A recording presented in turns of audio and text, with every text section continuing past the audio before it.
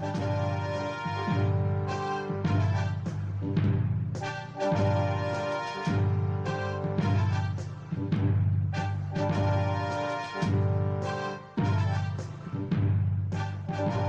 folks, thanks for joining me on today's Dragon Teeth.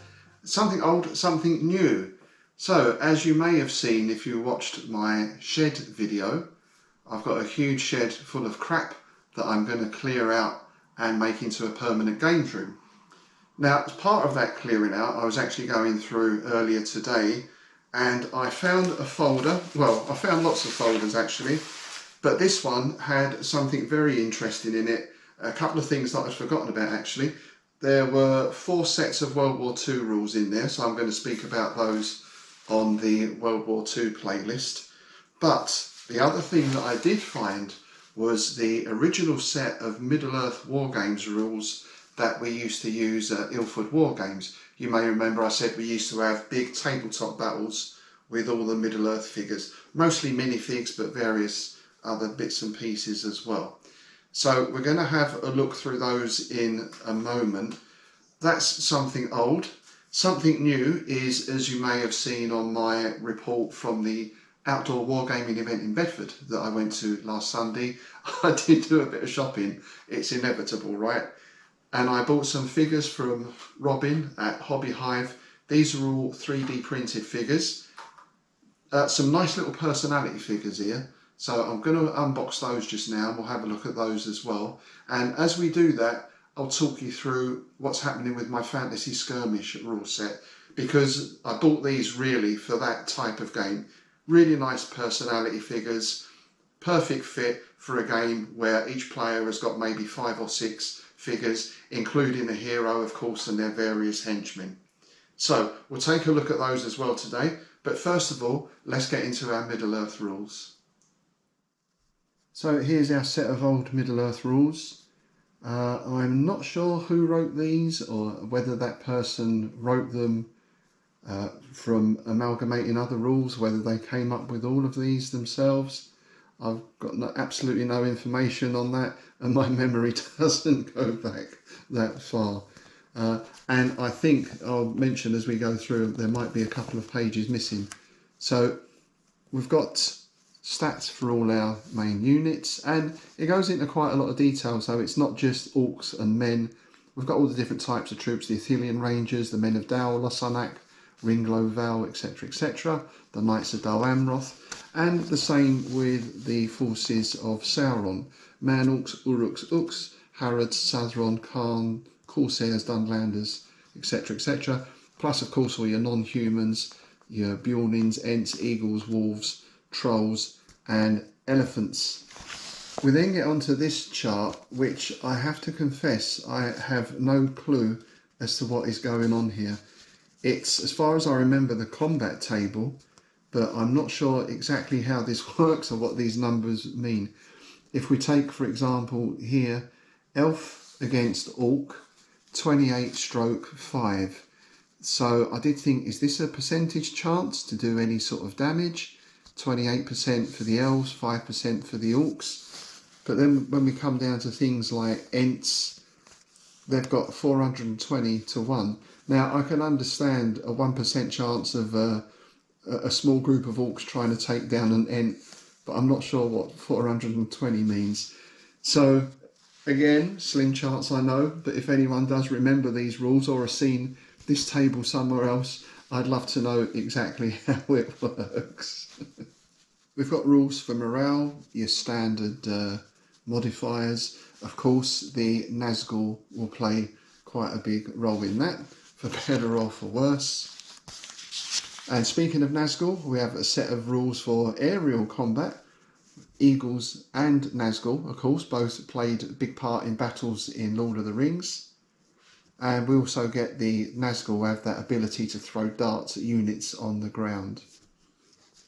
And then we're on to our stats for heroes, leaders and personalities. And it's nice again because it covers everyone from Gandalf all the way down to Ugluk, Gorbag, Shagrak, Grishnak, even Gollum gets a mention. And we've got their movement, their attack and defense values, and LF, which I think is a morale factor. that will be added to the morale of any friendly units.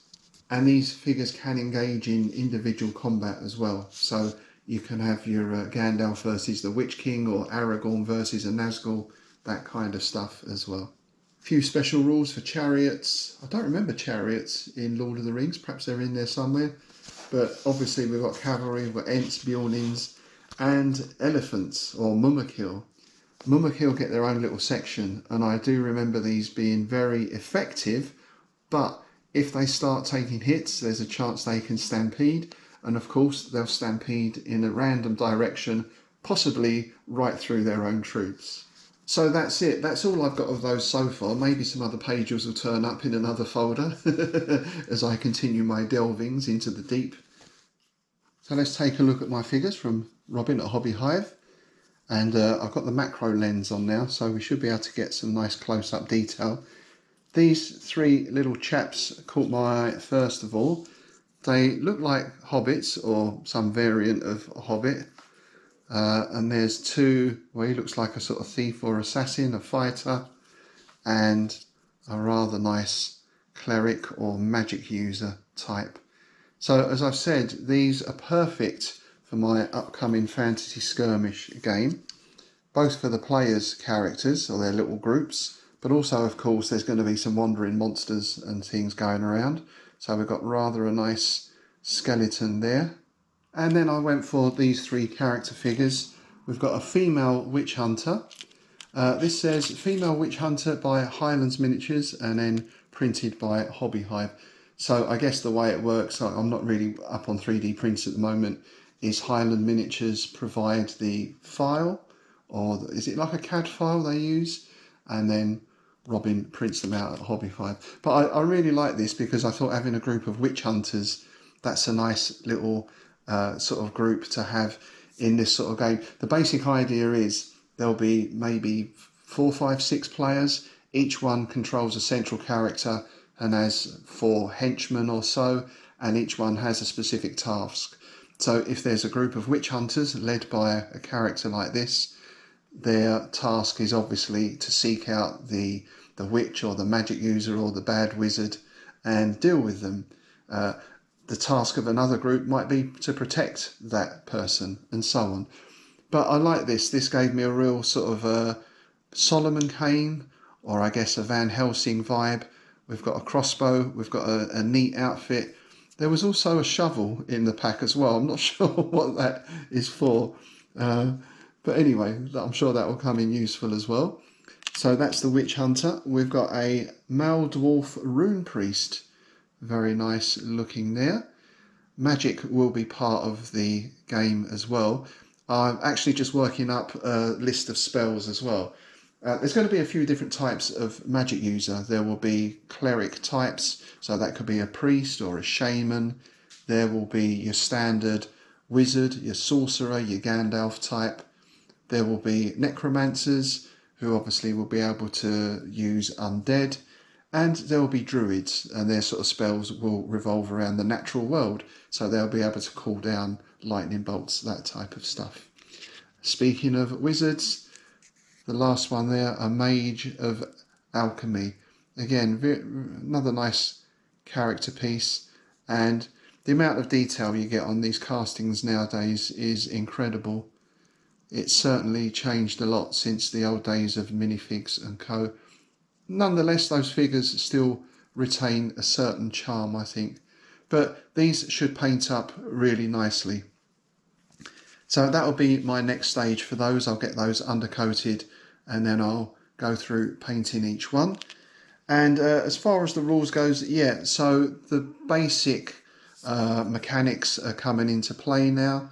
Characters are going to have action points, which they can spend on movement or aiming or picking something up or searching. Oh, speaking of which, I also got this rather nice treasure chest, because one of the aims for one of the groups, at least, is going to be find the treasure.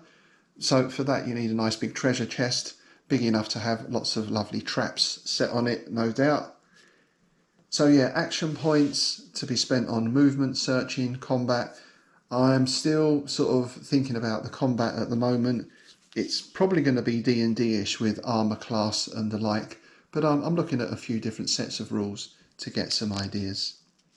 So there we are. You can get in touch with HobbyHive online. I'll put their link in the notes below. Or if you are in Bedford on a Saturday, I think Robin has a stall in Bedford Market pretty much every Saturday selling a full range of stuff from paints and dice through to model and games. So if you're in the area, do pop in and see him. So there we go, something old, and if by some miracle there is anyone out there who has the missing page or two to those rules, I'd be very interested to see a copy of those, or maybe they'll turn up as I dig further into the shed, of course. Something new, those figures, and the next thing will be painting those up and eventually doing a battle report from the skirmish game.